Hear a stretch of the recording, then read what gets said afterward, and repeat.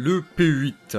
S'il n'était pas le bombardier le plus avancé au monde, il représentait un pas en avant conséquent pour une industrie qui n'avait jusqu'ici jamais produit de bombardier lourd aussi moderne. Malgré des capacités somme toute remarquables pour son époque, le P-8 connaîtra une vie mouvementée, étant retiré puis remis en production plusieurs fois, notamment au cours de la guerre, durant laquelle il jouera un rôle particulièrement symbolique. Le P-8 posa les premières pierres de la véritable aviation stratégique soviétique. Pour mieux comprendre pourquoi le P-8 fut créé, il faut revenir à la Première Guerre mondiale. En 1913, l'Ilya Mouromiets prit son envol. Brisant un record de masse emportée, il battit lui-même son record l'année suivante, en emportant 16 personnes pour une masse de l'ordre des 1300 kg. Le commandement de l'armée impériale russe fut tout à fait impressionné par ce monstre volant, et ainsi passa en mai 1914 une commande de 10 appareils. Un événement vint accélérer les plans des Russes, l'ouverture du front de l'Est de la Première Guerre mondiale. La formation des équipages commença avec hâte, et le premier escadron de bombardiers fut créé à la fin de l'année, sous le commandement de Mikhail Shidlovski. Les premiers retours d'expérience étaient assez décourageants. D'accidents aux problèmes d'orientation, le Mouromiets inspira quelques craintes, d'autant plus que 32 exemplaires supplémentaires avaient été prévus. Dans cette situation, Shidlovski proposa la création d'un escadron consacré à ces bombardiers, permettant une meilleure synergie entre ces véhicules qui étaient alors éparpillés sur le front. Une sélection plus poussée des équipages permit aux Mouromiets d'effectuer plus d'une centaine de missions en 1915 contre des cibles ennemies à l'arrière. Le premier Mouromiets sera abattu en septembre 1916 par des avions allemands, et sera effectivement le seul à avoir été perdu au feu ennemi, tandis qu'une douzaine de ces derniers auront été abattus par les bombardiers. D'ici 1917, la date de la fin de la guerre en Russie, plus de 50 véhicules sur environ 80 Mouromiets ont été envoyés au front, accumulant alors des centaines de missions et des milliers de kilos de bombes larguées. Ainsi marqua la fin de l'histoire du Mouromiets. Suite à la guerre, son intérêt fut jugé limité, et força les ingénieurs à travailler sur son successeur. Les leçons de la guerre furent très importantes pour ce qu'allait devenir l'URSS. Forte de cette expérience, la jeune RSFSR jugea qu'il fallait développer en priorité un nouveau bombardier lourd. Le Tsagi travailla alors sur un concept de bombardier naval devant transporter des mines et des torpilles. Les représentants de l'armée de l'air jugèrent le concept intéressant, et demandèrent s'il était possible d'en faire un bombardier lourd normal. L'avion conçu par l'équipe dirigée par le célèbre Andrei Tupolev sera rapidement construit, et entrera en service dans les forces aériennes de l'armée rouge en 1929 sous le nom de TB1. L'année suivante marquera l'apparition d'un modèle encore plus imposant et encore plus célèbre pour avoir répandu massivement le concept de bombardier lourd. Il s'agit du ANT-6, aussi appelé TB3. En décembre 1927, Tukhachevski avait envoyé un message à Staline, affirmant que l'URSS était derrière les autres pays du monde en termes d'aviation et qu'il fallait doter l'armée rouge d'un puissant avion à long rayon d'action. La fin des années 20 marque aussi une période de trouble dans la modernisation de l'armée. D'un côté, les forces terrestres et Tukhachevski insistant sur l'augmentation du budget de l'armée, et de l'autre, la marine, qui avait particulièrement souffert de la guerre civile et qui devait être reconstruite. Ainsi s'installait une certaine rivalité entre les deux branches, qui serait pour le moment remportée par Tukhachevski. Ce dernier, arguant qu'une limitation des fonds de la marine pouvait financer 300 bombardiers lourds, posa une question importante. Qu'est-ce qui est plus fort, nos 3 vieux cuirassés ou 3 bombardiers? La marine recevant tout de même une bonne part du budget, le TB3 fut développé puis construit avec relativement peu d'argent. Il servirait alors de modèle intermédiaire entre le TB1 et les futurs TB avec des dimensions de plus en plus imposantes. Des 70 tonnes du TB6 en ordre de combat au TB-KH et ses 100 tonnes, le bureau de conception de Tupolev se lança dans les projets les plus dantesques possibles. Pourtant, le rôle principal de ces mastodontes n'était pas forcément de bombarder, mais plutôt de transporter du matériel comme des chars. La première moitié des années 30 marqua la construction et le vol de prototypes toujours plus fous, du TB4 et ses 6 moteurs à l'ANT-20 Maxim Gorky et sa taille démesurée. En passant par le K7 et sa forme intéressante, les soviétiques se rendirent rapidement compte que le chemin qu'ils avaient pris était une impasse. Effectivement, les années 30 marquaient l'importance de lignes plus épurées, et d'avions toujours plus rapides et mieux optimisés au combat aérien.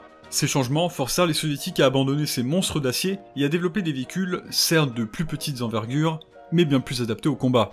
Ainsi, durant les premiers vols de ces machines, l'idée d'un bombardier pouvant voler plus vite et plus haut que le TB3 fit son apparition dans la tête des ingénieurs. Les prérequis de l'avion nommé TB-SAT étaient assez hors normes. 10 tonnes de bombes à 250 km/h à 7000 mètres d'altitude sur une distance de 2000 km. Cette idée resta menacée au profit des géants du ciel, ne s'affirmant qu'en 1933. C'est à cette date que le TB-7 fit son apparition dans les plans de développement de l'armée rouge pour 1934-1935. Les caractéristiques du véhicule avaient néanmoins été modifiées. La vitesse devait atteindre les 300 km/h à une altitude de 5000 mètres, et l'emport de 4 tonnes devait pouvoir être transporté sur 4000 km. Le Tsagi, qui avait reçu les prérequis du TB7 le 26 juillet 1934, avait pour ordre de faire voler un prototype pour octobre 1935. Une telle limite de temps semblait bien complexe à respecter, compte tenu de l'ampleur du projet, mais le jour suivant, Andrei Tupolev autorisa le début des travaux sur l'ANT-42. Tupolev, qui supervisait le projet, décida de confier la conception du véhicule à Vladimir Petliakov, qui n'avait alors jamais été le concepteur en chef d'un tel véhicule. Le travail avança alors de l'été 1934 à la fin de l'année, quand l'armée de l'air décida de façon impromptue de changer les caractéristiques de l'appareil. Le TB7 devait pouvoir atteindre 15 000 mètres d'altitude et larguer 5 tonnes de bombes à 600 km/h. Les ingénieurs, ayant sûrement rigolé au nez des représentants de l'armée, cherchèrent à faire des concessions réalistes. Ainsi, en janvier 1935, de nouveaux prérequis bien moins fantaisistes apparurent. L'avion devait pouvoir larguer 2 tonnes de bombes à 350 km/h à 4000 mètres d'altitude. Les ingénieurs décidèrent de reprendre les dimensions du TB3, mais d'y apporter une forme plus moderne, plus aérodynamique. Structurellement, le véhicule était proche du TB3, mais technologiquement, il représentait un vrai pas en avant. Utilisant de l'acier lisse, un train d'atterrissage rétractable et un équipage entièrement protégé de l'extérieur, le TB7 n'avait au final que peu de points communs avec son ancêtre. Le premier prototype, dont la construction avait été prévue pour avril 1935, fut retardé. Effectivement, le développement de nouveaux alliages et de nouveaux aciers permettait le renforcement de la cellule du TB7, qui dut donc être modifiée. C'est sans compter sur l'accident du Maxim Gorky, dont beaucoup d'employés de Petliakov avaient participé à la conception. C'était donc à eux d'étudier les causes de l'accident, les empêchant par conséquent de travailler sur le TB7. Le travail ne reprit donc qu'en automne, les plans étant prêts, ainsi qu'une maquette en bois, pour décembre. Tupolev, début janvier 1936, avait été désigné comme ingénieur en chef de l'industrie aérienne soviétique. La production du premier prototype fut alors assignée à l'usine de construction expérimentale du Tsagi, dont Petliakov était devenu l'ingénieur en chef du bureau de conception suite à une réorganisation de l'usine à l'été 1936. Le travail sera terminé le 9 novembre, après quoi l'avion sera envoyé en pièces détachées à l'aérodrome central de Moscou. L'assemblage durera un mois, après quoi l'avion reçut ses moteurs le 23 décembre. Le matin du 27 décembre, l'ANT-42 prit son envol, piloté par Mikhail Gromov qui ne constata aucun problème. Jusqu'en mars, ce ne sont pas moins de 14 vols qui sont planifiés pour identifier les défauts du véhicule. Le plus gros problème, et peut-être celui auquel on s'attend le moins, est celui de la vitesse. Les 370 km/h n'étaient pas suffisants, et la structure de l'avion pouvait résister à une plus grande vitesse. Fin mars, il reçut donc deux nouveaux moteurs, mais là, le problème n'était plus lié à l'appareil, mais à l'aérodrome. Ce dernier devait fermer pour rénovation, et força l'équipe de conception à trouver une nouvelle base, ce qui n'était pas aisé pour un tel appareil. Malheureusement, le prochain vol de l'ANT-42 n'allait pas être le plus fructueux. Durant l'atterrissage, le train d'atterrissage se brisa, détruisant les moteurs et écrasant la cabine du pilote, tuant ce dernier sur le coup. La reconstruction du prototype dura alors jusqu'en août 1937. Après cette longue restauration, une équipe de recherche de l'armée de l'air vint inspecter l'ANT-42. Un des pilotes d'essai du TB7 relate dans ses mémoires sa rencontre avec l'ANT-42. C'était 1937. Il doit être noté que l'avion est arrivé après avoir été réparé. Le pilote d'essai de l'usine l'a essentiellement détruit durant les premiers vols. Après la réparation, un cinquième moteur a été installé dans le véhicule. L'automne approchait. Nous n'avions donc que peu de temps pour effectuer les essais. Malgré cela, nous avons étudié la partie matérielle et il y avait beaucoup d'innovations. Les 4 moteurs AM34 FRNB conservaient une puissance de 4800 chevaux à une altitude de 3500-4000 mètres. Le cinquième moteur a été installé dans un carénage du fuselage, derrière le siège du pilote. Il permettait d'atteindre une altitude de 8000 mètres et peut démarrer en vol à souhait. Grâce à cela, cet avion de plusieurs tonnes surpassait tous les meilleurs chasseurs européens avec son altitude de 10 000 mètres. Les sièges des pilotes ne sont pas côte à côte comme sur d'autres bombardiers. Ils se suivent, conférant une excellente visibilité en haut et de face. L'acier n'est pas corrugué, mais lisse et anodisé. Les essais d'état seront donc tenus d'août à octobre 1937. L'avion avait atteint une vitesse de 403 km/h pour 24 tonnes à une altitude de 8 km. Plusieurs défauts avaient néanmoins été pointés du doigt. Les moteurs étaient récents et souffraient de problèmes de jeunesse et l'armement défensif avait été jugé insuffisant. Le poids à vide de 18 tonnes avait aussi été jugé excessif. Si ces problèmes devaient être réglés pour décembre 1937, un élément vint interrompre le travail sur l'ANT-42. Petliakov et Tupolev avaient été arrêtés dans le cadre des Grandes Purges. Les vols d'essai durèrent encore quelques temps dans un but principal, augmenter la vitesse de l'avion. Les essais furent concluants puisqu'ils atteinrent la vitesse de 430 km/h à 8600 mètres. L'Institut de recherche de l'armée de l'air, extrêmement impressionné, insista sur la nécessité de produire immédiatement le véhicule et de le faire entrer en service en 1938. Un deuxième prototype fut alors mis en chantier. Le premier véhicule, qui avait effectué des essais en Crimée, retourna à Moscou, où il resta quelque temps inactif. C'est alors que des pilotes proposèrent des défis assez insolites.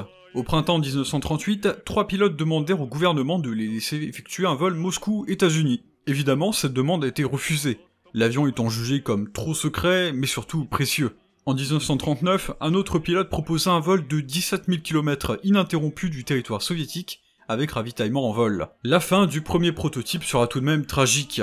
Durant la guerre, la gouverne de profondeur sera bloquée, empêchant l'avion de décoller, qui ira finir tout droit dans un terre-plein. La question de l'endroit de production fut posée dès 1937. Très peu d'usines en URSS étant équipées pour produire une telle machine. Cette question trouva une réponse aussi vite qu'elle a été posée. L'avion qui s'appelait plutôt le Tsagi 42 suite aux purges devait être produit à Kazan. L'usine de cette ville avait alors été utilisée dans les réparations des TB1 et des TB3, mais manquait cruellement d'ingénieurs spécialisés dans ce nouvel avion. La stratégie soviétique était de former des moscovites à l'avion, puis de les envoyer habiter à Kazan. La relocalisation de ces employés prenant du temps, les activités de l'usine de Kazan ne purent vraiment commencer que fin 1938. Un appareil fut préparé pour la fête du 1er mai 1939. Piloté par des membres de l'Institut de recherche de l'armée de l'air, la fierté de l'armée de l'air soviétique survola la place rouge et Staline. Souhaitant faire bonne impression devant le chef de l'État, les réactions furent mitigées.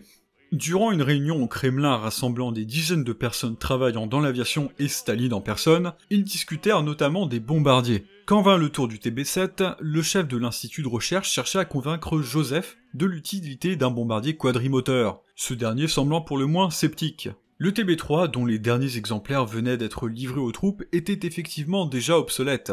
Le commandement soviétique jugeait plus important la construction de bombardiers moyens bimoteurs, qui sera notamment représenté par le PE2, que de bombardiers lourds quadrimoteurs, représentés par le TB7. À partir de ce moment, l'histoire du TB7 sera une longue montagne russe. Fin 1939, des retards dans la production de moteurs empêchent la production d'avions, menant de facto à l'arrêt de sa production. Une lueur d'espoir subsistait tout de même, l'usine de Kazan et l'institut de recherche étant clairement favorables à la production du TB7. Les employés de ce dernier envoyèrent la lettre suivante au commissariat du peuple à la défense. En 1939, il y eut de nombreuses tentatives d'arrêter la production du TB7, mais, désormais, le problème a presque été réglé car en 1940, une commande de seulement 10 appareils a été placée à l'usine, alors qu'elle pouvait en produire 10 fois plus. Cette décision privera l'armée de l'air d'un avion de bonne facture tel que le TB7. Actuellement, l'usine termine le remplacement du 5e moteur ATSN-2 par un TK1. Cet avion amélioré aura une vitesse de 410 km/h à 8000 mètres. En remplaçant le moteur TK1 par un TK2 ou un TKZB, l'avion atteindra avec les moteurs AM35 une vitesse de 500 km/h à 9000 mètres. Ainsi, nous considérons que l'avion TB7 avec moteur AM35 ou TK2 doit être construit en 1940 à hauteur de 100 exemplaires par an. Ces messages auront l'effet escompté, puisque la production du TB7 continua en 1940. En mai de la même année, 2 TB7 seront cette fois assignés à la parade de mai, mais un seul y participera. Lors du transfert des avions de Kazan à Moscou, le train d'atterrissage de l'un d'eux refusa de rester en position et força le TB7 à atterrir sur son fuselage. Si les réparations auront été rapides, les soviétiques ne préfèrent pas le faire participer. La production dura encore quelques temps avec plusieurs séries de véhicules et fin 1940, 6 véhicules seront assignés au 14e régiment de bombardiers lourds, les exemplaires suivants arrivant au compte-gouttes. Malheureusement pour les soviétiques, le pays entre en guerre en juin 1941. Le 14e régiment n'est clairement pas assez entraîné pour se battre et le manque de matériel se fait sentir. Ainsi, en juin, il ne disposait que de 9 TB7 dont plusieurs étaient défectueux. C'était sans compter sur les bombardements allemands dans la région de Kiev qui endommagèrent gravement certains des avions. Dans cet état, la solution fut de reformer un nouveau régiment qui sera directement entraîné à Moscou et à Kazan. Le 412e régiment de bombardiers lourds sera formé début juillet, et son entraînement sera achevé début août. Petit problème, Kazan n'avait plus de TB7. Les soviétiques durent chercher 24 TB7 à travers l'Union afin d'y affecter le 412e régiment. Alors débuta une certaine refonte de l'appareil. Du blindage sera ajouté au siège des pilotes et des tireurs, et certaines armes, comme les 7,62, seront remplacées par des 12,7. Le 22 juillet, de nuit, les bombardiers allemands attaquent Moscou. La réponse de Moscou se devait d'être ferme. Œil pour œil, ils allaient bombarder Berlin. Le 8 août, Staline envoya une lettre au commandant des forces aériennes, à laquelle étaient raccrochés plusieurs régiments de bombardiers, dont le 412e, lui ordonnant de bombarder Berlin entre le 9 et le 10 août, ou un jour suivant, selon les conditions météorologiques. Les bombardiers devaient, en plus des bombes conventionnelles, être aussi équipés de bombes incendiaires. Le 8 août, des DB3 du 1er régiment de torpilleurs de la flotte de la Baltique s'envolaient en direction du Reich. Ces quelques DB3 n'étaient qu'un amuse-bouche, le principal raid saxon autour de 12 TB7 et de 28 IR-2 dans les jours qui suivent. Le 10 août, une fois arrivé sur un aérodrome de Leningrad, la flotte consista finalement de 10 TB7 et de 16 IR-2. Malgré la compétence des équipages, l'opération avait été préparée à la hâte et inquiétait les soviétiques, d'autant plus qu'il s'agissait de leur première opération de combat. Elle était aussi si secrète que les défenses antiaériennes soviétiques n'ont été mises au courant de l'existence de ces appareils qu'à la dernière minute. Les témoins sur place se demandant ce que faisait ce régiment à Leningrad, ils attendèrent la nuit. Le soir, vers 21h, les IR-2 et les TB7 démarrèrent. Le premier IR-2, chargé de munitions et de carburant, n'a que de peu échappé à la fin de la piste et réussit à décoller. Le quatrième, moins chanceux, heurta son train d'atterrissage en fin de piste. Mais le pire restait à venir. Un TB7, piloté par le major Yegorov, décolla à 21h58. Après avoir grimpé 30-40 mètres, l'avion pencha soudainement à droite et finit sa course dans le sol. 6 personnes ont été tuées sur le coup et 6 autres ont réussi à survivre. Le commandant des forces aériennes présent sur place empêcha alors le reste des bombardiers de décoller. Au final, seuls 7 TB7 et 3 IR-2 ont réussi à décoller en un seul morceau. Finalement, seulement 4 TB7 et 2 IR-2 atteindront la capitale allemande qu'ils pourront bombarder avec des bombes de 250 et de 500 kg. Une fois l'opération effectuée, les bombardiers rentrèrent à leur base, non moins sans mal. Effectivement, je l'ai déjà mentionné, mais l'existence de ces avions n'avait été révélée aux artilleurs anti-aériens et autres pilotes qu'à la dernière minute. Vous l'aurez compris, en revenant vers Leningrad, les chasseurs soviétiques se sont jetés sur les TB7 et les IR-2 avant que les batteries aériennes se mettent à faire feu. Les résultats étaient dramatiques. Seuls 2 bombardiers ont pu se poser indemnes à Leningrad, les autres ayant soit été touchés par la DCA en territoire allemand, soit ayant eu des problèmes techniques, ou s'étant fait abattre par la chasse soviétique. Le lendemain, un rapport fut préparé sur l'échec de l'opération blâmant le commandement de la division. Ainsi, le comité du peuple à la défense nota un succès tout relatif de l'opération. L'organisation avait été prise à la légère et les dysfonctionnements étonnamment courants des moteurs ont forcé de nombreux appareils à atterrir en urgence. En conséquence, les PE-8 équipés de moteurs diesel seront équipés de réservoirs supplémentaires, leur consommation excessive ayant été la cause d'au moins un atterrissage forcé durant le raid sur Berlin. Le 1er septembre 1941, les TB7 reprirent du service lors du bombardement de Königsberg. Approchant à 23h depuis la côte des États baltes, les moteurs éteints, chaque TB7 largua 24 bombes à une altitude de 7000 mètres, mais ne purent absolument pas constater si leurs bombes avaient touché leur cible et rentrèrent en URSS. Quelques mois plus tard, en janvier 1942, le concepteur en chef du TB7, Vladimir Petliakov, trouvera ironiquement la mort à bord d'un avion Petliakov PE-2. Ayant été réhabilité par le gouvernement soviétique pour avoir conçu le PE-2, son nom fut donné au TB7, qui sera désormais officiellement nommé PE-8. En avril 1942, le gouvernement soviétique proposa au gouvernement américain une réunion à Washington sur l'organisation de l'ouverture d'un second front en Europe. Les soviétiques devant aussi rencontrer les britanniques sur le chemin, il convenait d'utiliser un appareil capable de se défendre dans les cieux européens. Compte tenu du risque d'un vol aussi long et mouvementé, l'équipage fut spécialement choisi par personne d'autre que Staline, qui aura une discussion à ce sujet avec le commandement de la branche d'aviation à longue distance. Si le premier vol Moscou-Royaume-Uni se fit sans accroc le 28 avril, l'avion connaîtra des défaillances majeures lors d'un vol banal. Un réservoir d'essence et un moteur ayant été percés, une explosion tua le pilote soviétique et pas moins de 6 officiers britanniques. L'avion ayant par magie survécu, il put non sans mal rejoindre par la suite l'URSS. Ce PE-8 ayant à juste titre été jugé particulièrement résistant, il fut choisi pour le vrai vol qui allait cette fois se tenir avec Molotov à bord. La soirée du 19 mai fut particulièrement paisible. De Moscou au Canada, en passant par l'Écosse et l'Islande, le vol n'eut pas de problème particulier. La carrière de ce PE-8 fut guère glorieuse, puisqu'il sera par la suite rapidement rayé des listes en novembre 1942 après, cette fois-ci, n'avoir pas survécu à un feu. Pendant ce temps, le bureau de conception de Nesval reçut la tâche de développer un point d'emport pour une nouvelle bombe, pesant 5080 kg et d'un diamètre d'1 mètre.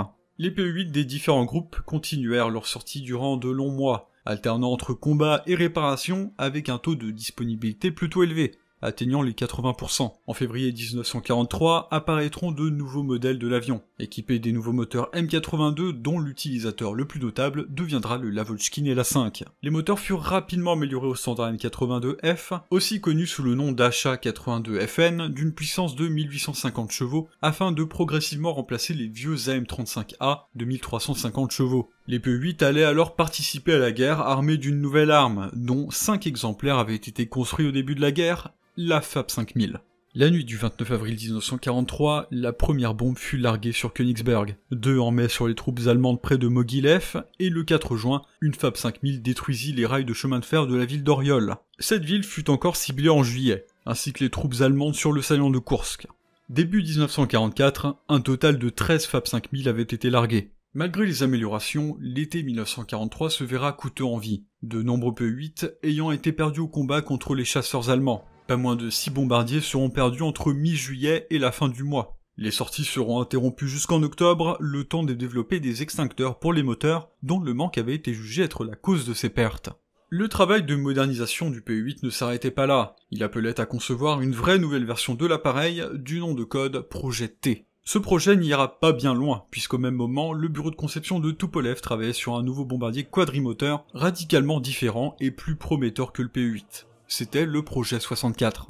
Lui aussi connaîtra un sort funeste, les soviétiques décidèrent d'arrêter de travailler dessus suite à la récupération d'un B-29, qui mettra à la création du TU-4. En même temps, le comité de défense décida d'arrêter la production du P-8 en mars 1944. Suite aux pertes qui s'intensifiaient de jour en jour, les soviétiques décidèrent de reléguer le P-8 à un rôle plus que secondaire. Les régiments de bombardiers longue distance reçoivent des B-25 qui en deviennent de facto l'avion principal. Le P-8, un avion somme toute assez peu commun, représenta un grand pas en avant pour l'industrie de l'aviation soviétique. Passant d'avions très rudimentaires comme le TB3 au moderne P-8, la conception de cet appareil était un véritable tour de force. S'il n'aura pas grandement marqué l'histoire de la Deuxième Guerre mondiale, il aura certainement aidé à consolider les bases de ce qui allait devenir les célèbres forces aériennes soviétiques stratégiques du début de la guerre froide, représentées par le TU-4, puis par le TU-95.